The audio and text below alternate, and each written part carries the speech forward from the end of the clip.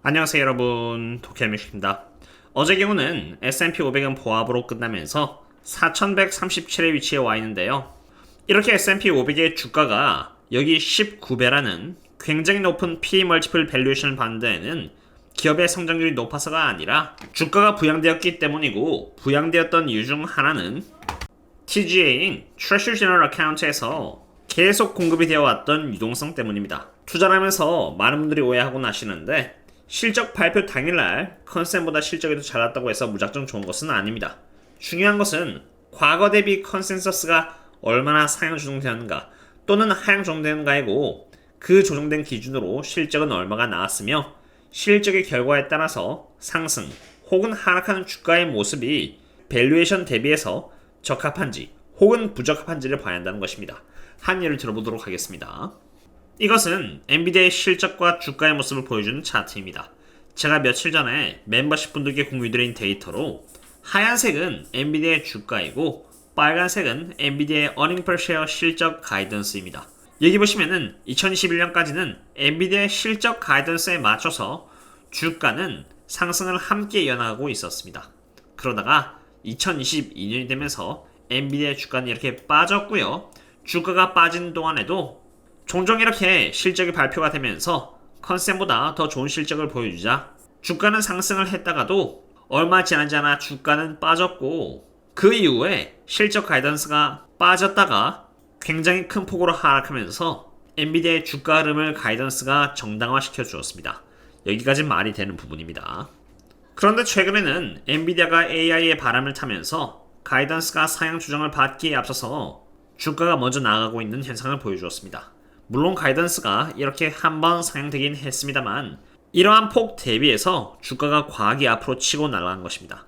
즉 주가가 올랐다고 할지언정 실제로 엔비디아가 벌어들이는 실적 면에서는 사실 2022년부터는 계속 하락하기만 했고, 그 하락한 기준 대비 실적이 좋으니 많으니만 대부분을 보고 있는 것이고, 이렇게 실적 가이던스가 조금 상승하긴 했습니다만 과거 어닝 per share인 1.5달러 대비해서 0.9달러는 굉장히 못한 실적의 수준을 보여주고 있는 것입니다.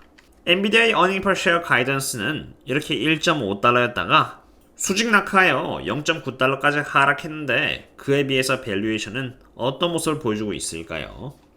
엔비디아의 PE 멀티플을 보면은 지금 75배 PE 멀티플을 받고 있습니다.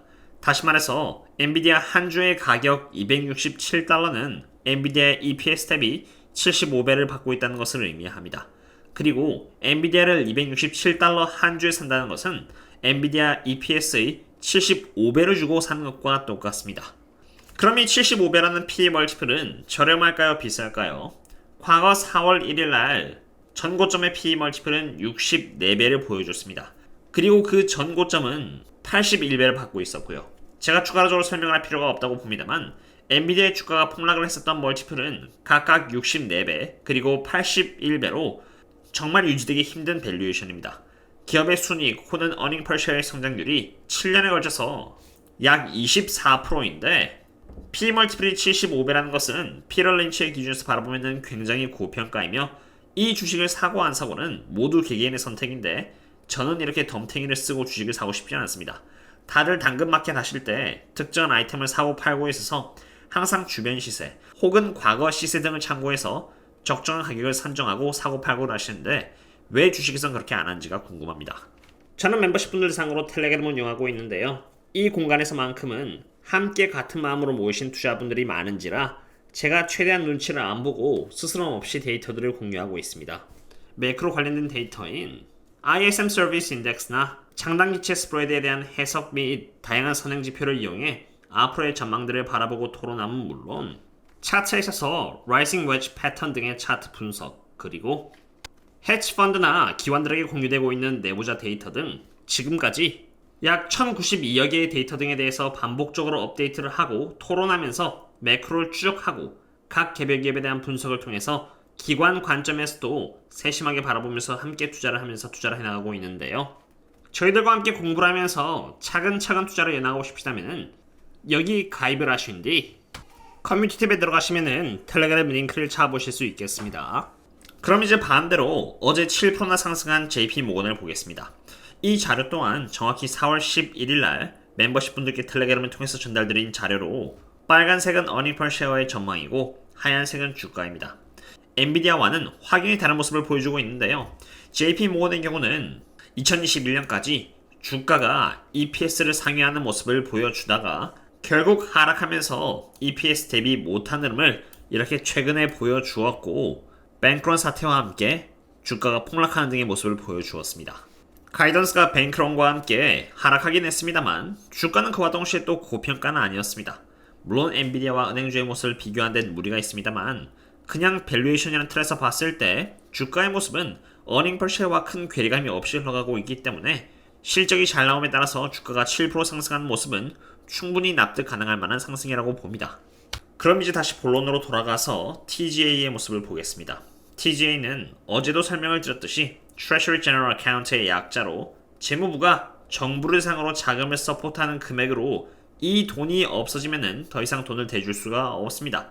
그런데 정말 안타깝게도 지금 이 TGA는 86빌리언 달러 정도로 이것은 4일 정도에 달하는 돈인데 이렇게 TGA가 이렇게 많이 빠졌다는 것은 반대로 S&P 500에서의 상관관계가 보여주고 있듯이 주가를 이렇게 부양했다는 의미입니다.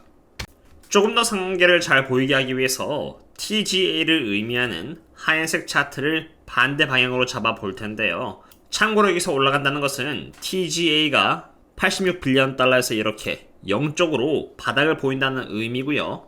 이렇게 떨어진다는 것은 TGA가 채워진다는 것을 의미합니다. 그리고 TGA가 올라가면서 이렇게 바닥을 보이면은 유동성이 TGA에서 시장으로 흘러가면서 S&P 500을 부양했었고요. 반대로 2022년 4월 때처럼 TGA가 떨어지면은 지갑이 채워진다는 의미로 시장에서 돈이 반대로 TGA로 흘러간다는 것을 의미하기 때문에 유동성이 떨어지면서 주황색 차트인 S&P 500이 하락한 것입니다. 그런데 여기서 중요한 것은 이제 TGA가 86빌리언 달러로 바닥을 보이고 있고 이제 텍스 위크가 도래한 만큼 머지않아 세금이 채워지면서 이 수치가 이렇게 아래 방향으로 잡힐 예정이라는 것입니다. 그런데 정말 중요한 것은 얼마만큼 채워지냐인데 이것에 대한 정보는 제가 멤버십 분들 상으로 한 텔레그램에 공유를 드렸습니다. 그 양이 이 정도냐 아니면 이 정도냐에 따라서 TGA의 방향의 폭이 결정되고 그 폭에 따라서 S&P 500이 주정받는 폭 또한 이 정도인지 이 정도인지가 결정이 되겠죠. 과거의 사례를 한번 참고해 보겠습니다. 과거 4월 달에도 마찬가지로 세금에 따른 조정이 있었는데요. 4월 13일부터 5월까지 S&P 500의 주가가 약 10% 정도로 매우 큰 폭의 하락을 이어나갔는데 그때도 마찬가지로 TGA가 텍스와 함께 540빌리언 달러에서 950빌리언 달러까지 채워지면서 주식시장에서 많은 유동성이 TGA로 흘러들어왔고 그 과정에서 주가는 하락하였습니다. 참고로 TGA가 바닥이 나면은 정부는 펑션을 할 수가 없기 때문에 지금 86빌리언 달러에 위치한 TGA의 상태에서는 무조건 세금이 들어올 수밖에 없는 위치입니다. 물론 TGA의 상태는 제가 매번 멤버십 분들께 텔레그램을 통해서 업데이트를 드림으로써 유동성의 상태가 어떤지 꾸준히 체크할 수 있도록 도와드리고 있습니다. 저는 이러한 이유로 단기적으로는 주가가 이렇게 부양이 되면서 날아갈 것처럼 보이지만 S&P 500의 PE 멀티플은 19로 너무나 비싸고 그런 상태에서 이제 곧 머지않아 TGA가 채워지면서 유동성은 더 빠질 것으로 예측이 되는 만큼 보수적인 자세로 현금을 모아나가고 있습니다. 텔레그램에서는 그러한 자료 외에도 이렇게 1200여 개에 달하는 차트 분석이나 내부자 데이터 그리고 블룸버그 데이터와 같이 쉽게 접할 수 없는 정보들을 이용해서 서포트를 해드리고 있으니 아무쪼록 많은 참고 부탁드립니다. 그리고 어제의 경우는 보잉의 주식 또한 제법 하락을 했는데 보잉은 예전부터 꾸준히 장기 투자를 함께 하면서 모아나갔던 주식으로 보잉에 대한 제 뷰를 어제 텔레그램에 추가를 하였고요. 저평가를 받고 있는 개별 주식에 대한 정보는 꾸준히 텔레그램에 남기도록 하겠습니다. 오늘의 분석은 여기까지 하도록 했고요. 그럼 다음에 또 다른 분석 공기 찾도록 하겠습니다. 그럼 다음에 또 만나요. See you later.